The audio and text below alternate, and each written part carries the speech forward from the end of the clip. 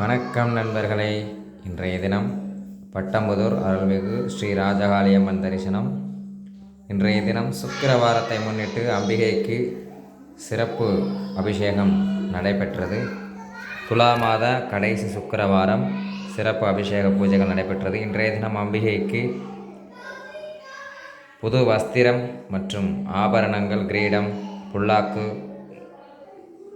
ஆகியவை ஒரு பக்தர்களால் அன்பளிப்பு அளிக்கப்பட்டது.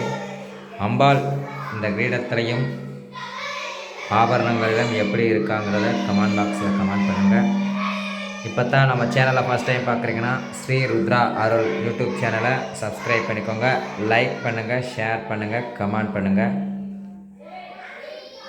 இன்றைய தினம் சுக்கிர பகவானுக்கு உகந்த தினமான இன்றைய தினம் சுக்கிரனுக்கே உரித்தான ஆடை ஆபரணங்கள் அனைத்தையுமே அம்பிகைக்கு உபயமாக வழங்கியுள்ளனர்.